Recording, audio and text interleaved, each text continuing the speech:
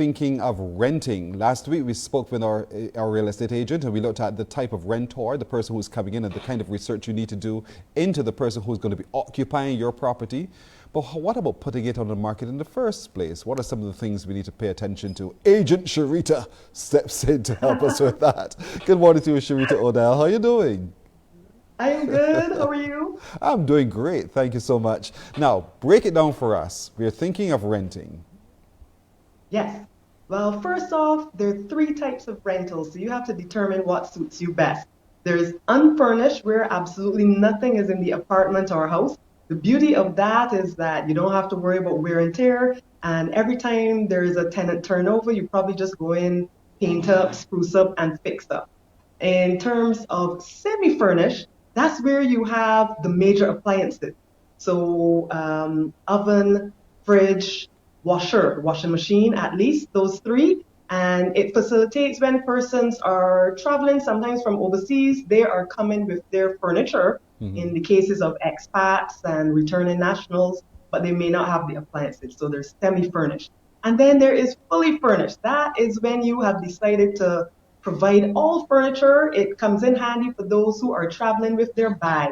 So it might even involve persons relocating from overseas, people here on contract for business for 1 to 3 years, and unfurnished yields the lowest amount of rent. Semi-furnished, you get a bit more, and fully furnished, more still. So that's the difference that you have to decide in terms of what works for you. But more still also comes with more problems possibly too. Because when I leave my property to you and all that's within it, my furniture, everything, the potential for damage is also higher. Oh, yes, indeed. So, for example, when you decide to rent a property fully furnished, you also have to put in that lease that you are taking care of the maintenance of those items. So, if the fridge goes down, that's your responsibility. You have to keep in mind that the chair that you thought was so cute might get shredded up. So, usually, when persons are renting fully furnished, I always recommend that you use hardy furniture that can take some lashes and not necessarily your personal sentimental furniture. I love the way you put it. I love it. That could take some lashes. All right. So, in terms of pricing it now, that it actually becomes affordable within this market space, how do I go about doing so? Well, pricing is always done based on comparable properties. So Hmm. even though you think you have gold faucets, if you're in the middle of the hood, you can't be asking $5,000 a month for your property. It is what it is. So pricing is done based on comparable property. What Hmm. I would tell you, let's take, for example, a basic $1,000 apartment. If it's unfurnished, it's $1,000. If it is semi-furnished, it would probably go up to, let's say, 1,100. And if it is fully furnished, it could go from 12 to 1,400, dependent on the caliber of furniture and the location. Location, location. Location, location. That's right. That's so critical. Mhm. So don't overprice yourself and don't also underprice yourself. Yes, and the reality is when you first rent your property, you will know where it stands in the market based on how frequently your phone rings. If your phone is ringing off the hook, go up a little bit more in price and try again. Don't give away your property. We find, however, in the higher price properties, sometimes there is a wait because when you're renting out stuff that's $3,000, it means that you are expecting a certain niche of clientele, perhaps those executives who are making way more. So Hmm. that 3,000 is a drop in the bucket. So you have to be prepared to adjust to based on the economic times, the time of year, and just dependent on the frequency of the calls. A lot of times we want to show our houses as, somewhere that you can really live.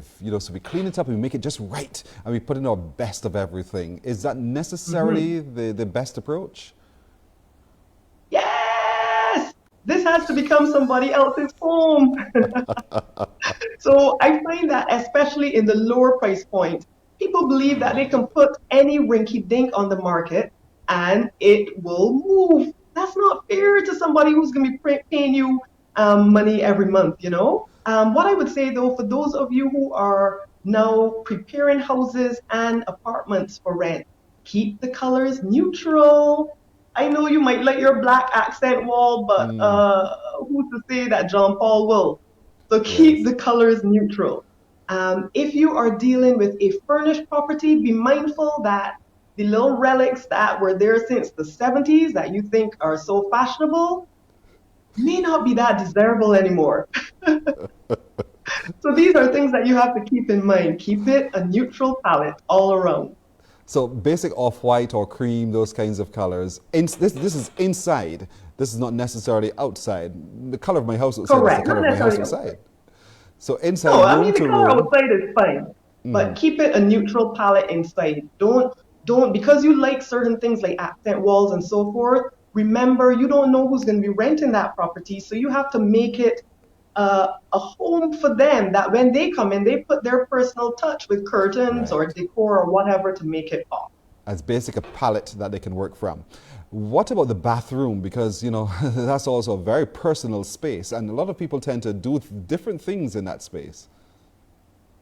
For the love of God, make your bathrooms and kitchen keep up with the time. So even though a pink toilet seat and a pink countertop were cute in the 80s, it isn't working out. It isn't working out. At least spend the money to upgrade your bathrooms. Even if you can't do a major overhaul in the kitchen, you can go down to the store and buy some knobs for $3 or $4 each and change those knobs out. Do what you have to do to keep your property looking fresh. Persons have properties sitting around that have been there for 20, 30 years and assume that what was attractive to them then should be acceptable now. No, it doesn't work that way. So keep your property up with the times. Sure does. I'm laughing, right? Because you're so funny, but you're so right at the same time. I really want to thank you so much again for joining us this morning. Agent Sharita, our good expert here. Remember, you can find her at IG at Agent Sharita. Simple Simon made the payment, or you can go onto Facebook, Barbados Real Estate 246, and she's right there to bring her bright Yes. smile and her expertise to all of your real estate concerns and cares as well. Thank you, Sharita. See you next week. You're welcome.